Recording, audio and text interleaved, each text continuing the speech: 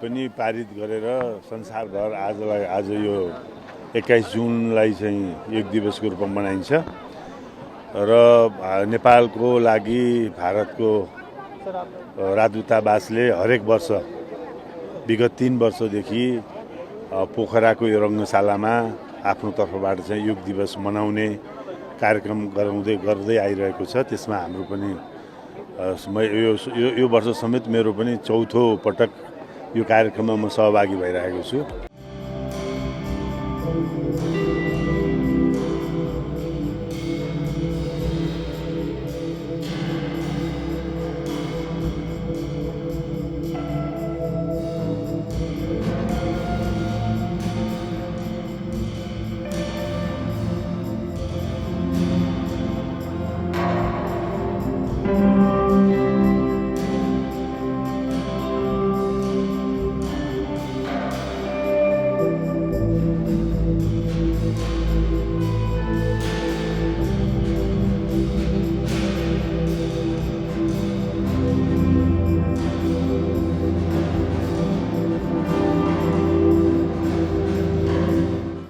अब नेपाल पहिलेदेखि नै यो हाम्रो हिमाल पहाड जस्तो किसिमको भूगोल छ। यो योगका लागि अथवा हाम्रा अग्रजहरू जो ऋषिमुनिहरू हुनुहुन्थ्यो उहाँहरूले हिमालको फेदमा बसेर तपस्या गरेर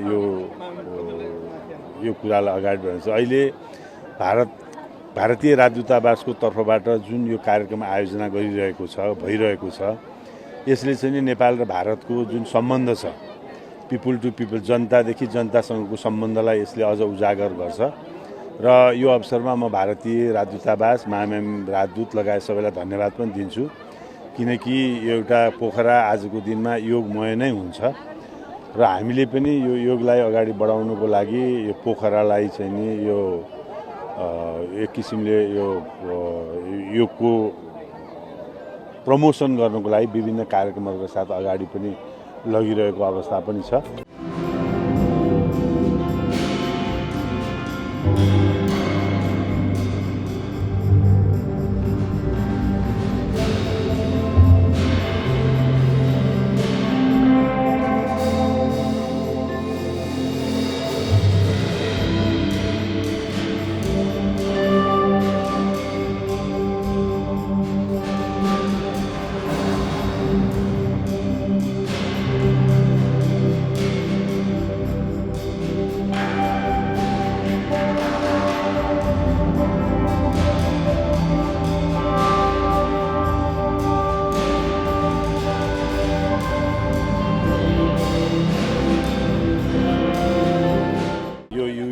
पनि पारित गरेर संसारभर आज यो 21 जुनलाई चाहिँ योग दिवसको रूपमा मनाइन्छ र नेपालको लागि भारतको राजदूतावासले हरेक वर्ष विगत 3 वर्षदेखि पोखराको यो रङ्गशालामा आफ्नो तर्फबाट चाहिँ योग दिवस मनाउने कार्यक्रम गर्दै आइरहेको छ। त्यसमा हाम्रो पनि यो वर्ष समेत मेरो पनि चौथो पटक यो कार्यक्रममा म सहभागी भइरहेको छु।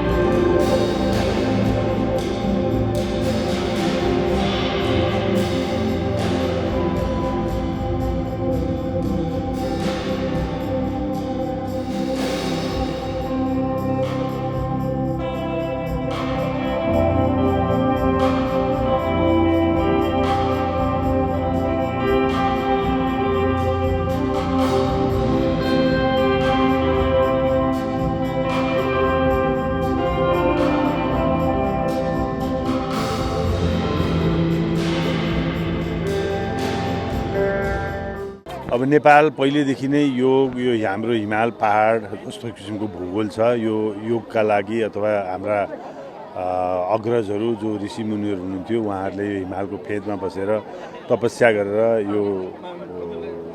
यो कुरालाई अगाडि बढाउँछ। अहिले भारतीय राजदूतावासको तर्फबाट जुन यो कार्यक्रम आयोजना भइरहेको छ यसले चाहिँ नेपाल र भारतको जुन सम्बन्ध छ पिपुल टु पिपुल जनतादेखि जनतासँगको सम्बन्धलाई यसले अझ उजागर गर्छ र यो अवसरमा म भारतीय राजदूतावास महामहिम राजदूत लगायत सबैलाई धन्यवाद पनि दिन्छु, किनकि एउटा पोखरा आजको दिनमा योगमय नै हुन्छ र हामीले पनि यो योगलाई अगाडि बढाउनुको लागि यो पोखरालाई चाहिँ नि यो एक किसिमले यो योगको प्रमोसन गर्नको लागि विभिन्न कार्यक्रमहरूको साथ अगाडि पनि लगिरहेको अवस्था पनि छ।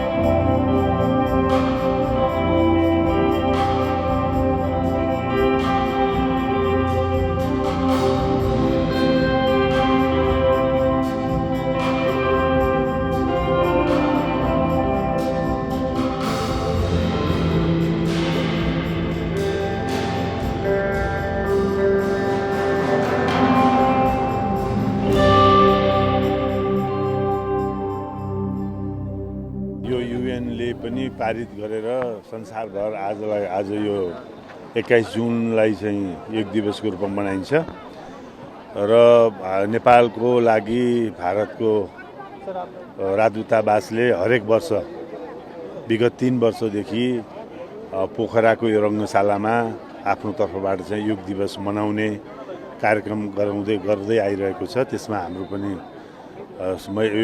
यो वर्ष समेत मेरो पनि चौथो पटक यो कार्यक्रममा म सहभागी भइरहेको छु।